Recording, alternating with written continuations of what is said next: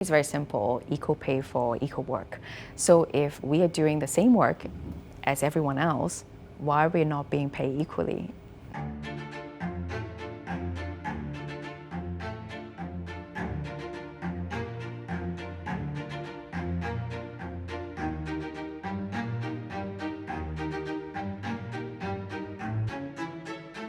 What I believe is you can't be what you can't see. So as a woman, if you're in a company, mid to senior level, you look up and you see all these female role models, you feel that I can do it too. My name is Sabrina Ho. I'm the founder and CEO of Half the Sky, a leading career platform for women.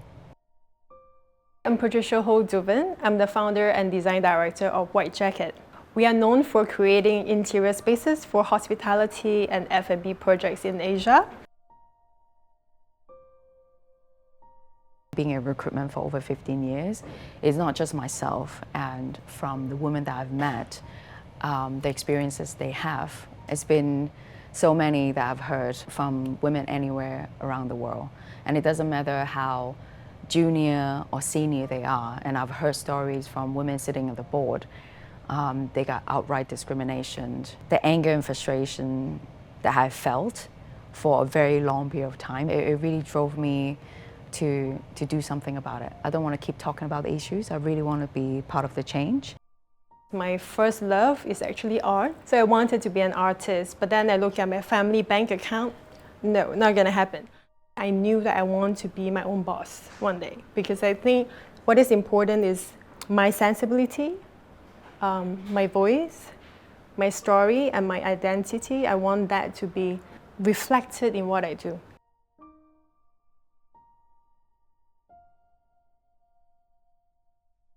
I think one of the turning point for me is one personal experience. Around 7 to 8 years ago, I started my own recruitment business. In client meetings, I went in with my team members, who's a male. And then we just naturally introduced ourselves, our name and where we're from, and we didn't really share with him our titles. But all along, you can clearly see the client always will talk to my male colleagues, kind of ignore me during the entire meetings. And of course, we're talking about the financials. The client is still, talking to my male colleagues. And then the male colleagues was like, sorry, I actually need to refer back to my boss. And then you can see the client's face dropped. And then he got really embarrassed of his own unconscious bias.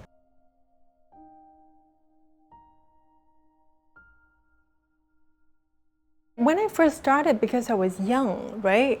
So first they already have doubt that, are you the boss? I was quite surprised that actually recently we had a dinner with client and many different people. So the contractor, he was also there at dinner.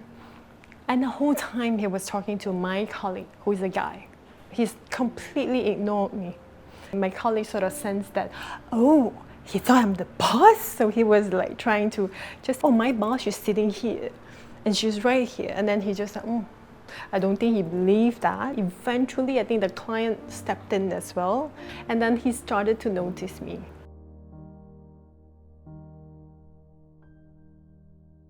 For the global workforce, women nearly contribute half of it, but women occupied only around 32% of senior management positions that include directors, vice president, C-suite. In Singapore last year, women's representation on board was only around 23%.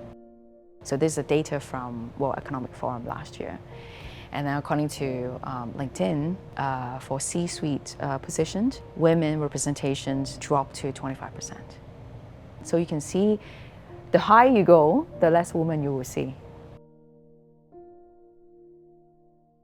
After working for 8 years in the industry, I do notice that all my ex-bosses are male. And as I get more involved in the hospitality industry, and you see that the top level are male, and also most of the famous, well-known interior design firms for hospitality design are all led by male.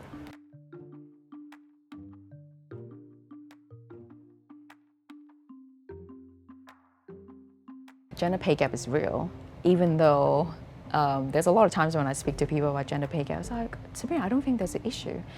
I have this female colleagues, she earns more than me. I have a female boss. Majority of women in the workforce earn more than me. But if you look at the data, like a macro view, is there the gender pay gap? The average gender pay gap is 17%.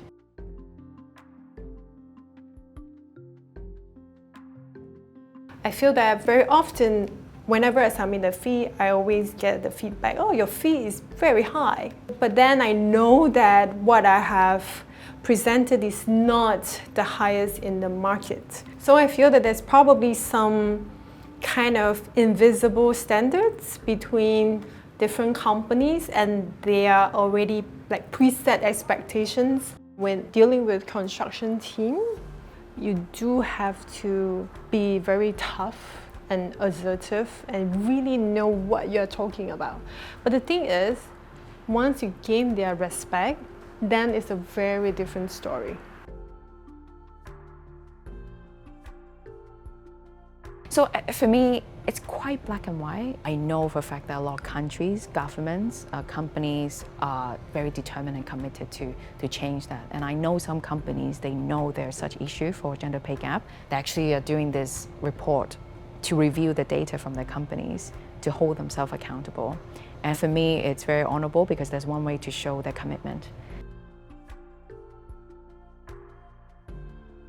Once I had the high-profile project, international brand in Bali, and I was introduced by the hotel operator. He said, this will be a great match because the owner is female. I love her vision. She loved what we do. And we just had this wonderful afternoon. And I thought like, yes, I have it. It's in the bag. A few weeks later, the operator contacted me and said that he has bad news to share with me.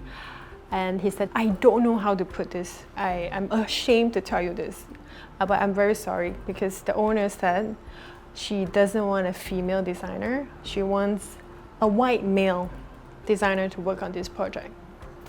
And didn't give any reason because he actually asked. But she said, no, I just prefer that. The female client doesn't have the obligation to also choose a female. I mean, it would be great, of course.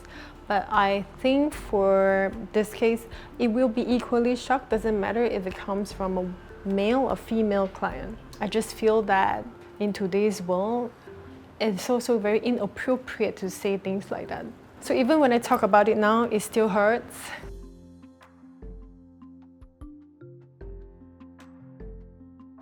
The turning point for me is one of my very good candidates. All along the whole interview process, she's a star candidate. Clients, HR, everyone loved her. And she went all the way till the final stage, offering stage. During the offering process, she broke the news to me that she was pregnant. And I was very happy for her when I got the news, but she was very concerned. A week gone by, didn't hear from them, something is off. To be honest, during the first phone call when I broke the news to them, I could tell already, but I just didn't want to believe it. I think she expected it already. We both got really emotional during that call. I was saying to her, I'm really sorry, you don't deserve this. And after that, I was just like, you know what, there must be something that I can do. So for me, even I'm running half the sky, I still didn't think that, oh, I can actually tell my client I was pregnant. I didn't till a month before I was supposed, to deliver. I have that worry that, oh, what will my client see me? Because during my pregnancy, I was very, very fortunate that I could still work normally. And it was still COVID, so no one could see me with a big tummy. They only can see me here. They could never tell. There are many cases. Women actually say sorry when they're pregnant. I was like, you don't need to say sorry. It's a great news. Why do you think you need to apologize for it? It is not easy for everyone to understand because, being pregnant, being a mother is such a unique journey. Everyone is different. Every pregnancy is different. Imagine those women who are in a company that are not supportive of it. What would they actually go through? For me, I'm very flexible about such things. So we do have colleagues, even before COVID, they were doing 4 days a week and things like that. So I think when you're a mother, of course, you have priority. I mean, as long as it's discussed before, everyone has mutual respect, you know what is your job, and you make sure that you deliver, I think people understand it. Of course, a few colleagues of mine were pregnant, and after they deliver, when they've completed maternity leave, they never come back. So there are also instances like that.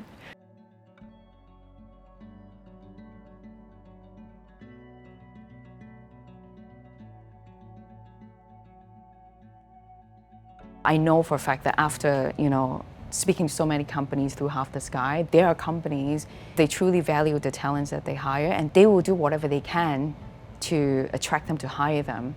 And I think the other solution that I've known from some of my clients would be, it's okay, we still hire them. It's no issue at all. We just hire part-time when they go on maternity leave.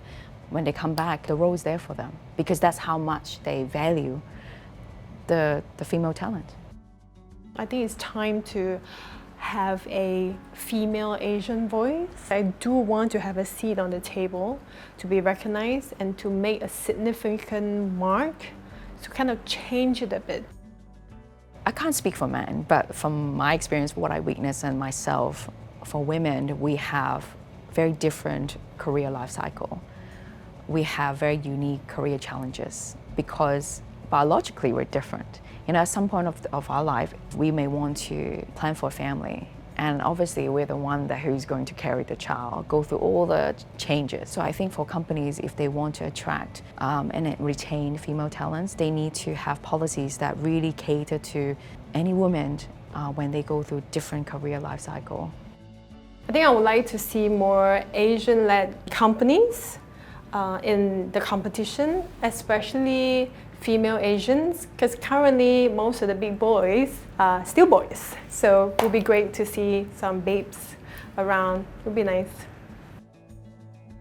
For any companies that want to compete on a global stage, you have to be a diverse workforce because your customer base are diverse. And how are you going to attract a diverse workforce and retain them? One of the ways will be build a safe environment. They need to have that self-awareness to ensure that, hey, people work in my team or work with me, they feel safe. I mean, you think about the gender pay gap, it's actually not good for the economy as well. Just think about the money that women make less because of the pay gap, and the money that we can contribute back to the economy, we can invest those money, and then the compound interest all over throughout the entire career life cycles. The money that we can invest back to the economy to lift up a family. There's a lot of different factors. It's not good for the economy, it's not good for the society, and of course for the woman itself.